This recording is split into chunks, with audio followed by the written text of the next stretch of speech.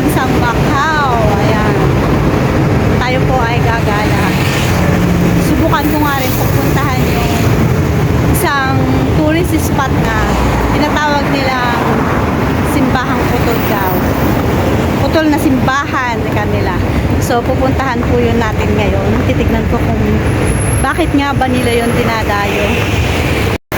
So, ayan guys, yun yung way papasok dito sa may putol na simbahan. So, ayan, nadadaanan mo muna itong fountain bago ka makarating sa may putol na simbahan.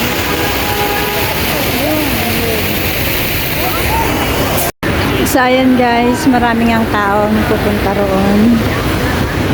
Ang ganda kasi ng view. Papunta doon sa may putol na simbahan niya ng daan. Dito pa lang sa bungad maganda na itong mga building. Ayun ang pupuntahan natin sa may ruins of St. Paul. Dito pa lang maganda na yung mga building niya. Mga, ano to, simbahan din ba yan? Hindi rin. Parang school. Ang ganda. Si ate nagmo-model.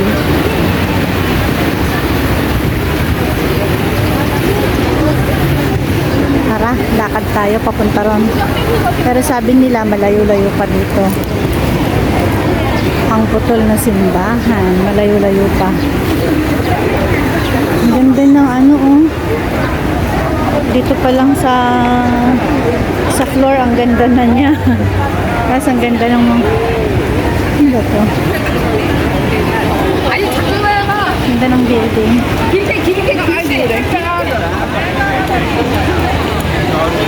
So, let's go. Ang daming taong namamasyal. Lahat ng ano, magaganda siya. May mga flowers.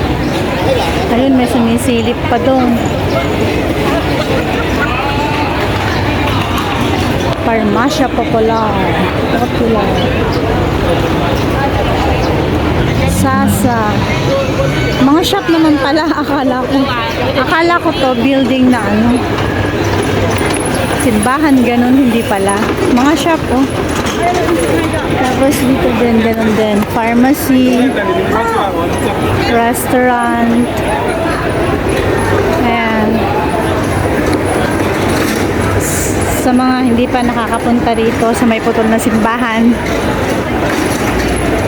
maganda siya. Dito pa lang ha, sa bungad pa lang to, wala pa tayo sa putol.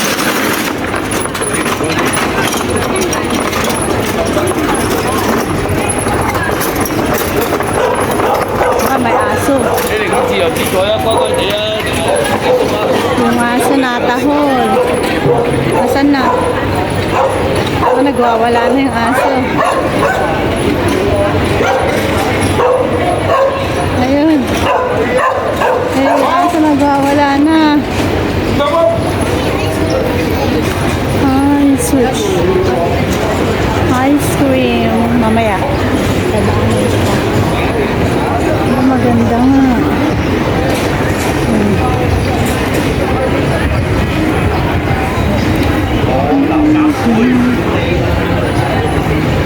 Mahaba-haba ito. Nasaan kaya? Ang putol na simbahan. Doon pa punta yung mga tao, so it means doon.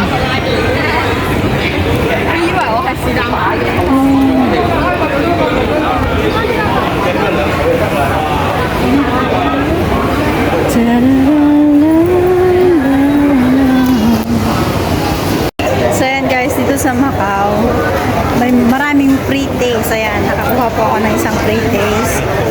Nabubusog ka dito. May mga pa-free taste sila.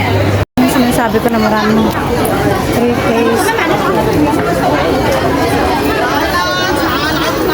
Ay, nagbibigay sila. Doon din o, nagtatawag sila. Ayan pa, lahat ng madaanan dito. Nagbibigay sila ng free taste. Mabubusog ka kung kukuha ka sa lahat ng dadaanan mo. Sila. may printing. Ganon din dito.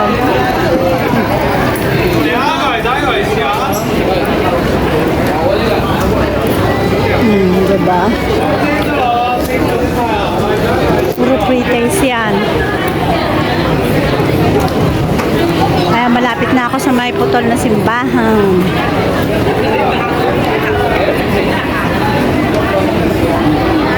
Ayan. So, ayan na po yung putol na simbahan na sinasabi nila. Kaming tao. Ruin St. Paul. Putol na simbahan. So, titignan natin bakit na tao. Pupuntahan natin siya sa iyo.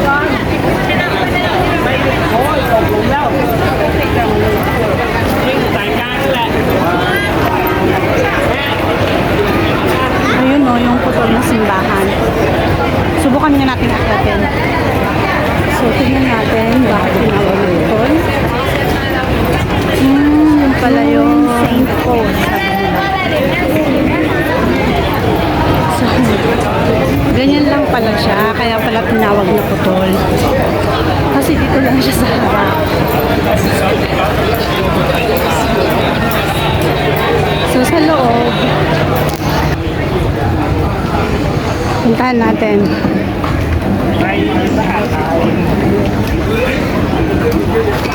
Oh, so ganyan lang pala. Ganito lang siya. So, parang ganyan lang siya. Ginawa lang yun dun lang sa harap. Ano ba? Ganyan lang siya, oh. Kaya pala putol na simbahan na sinasabi nila.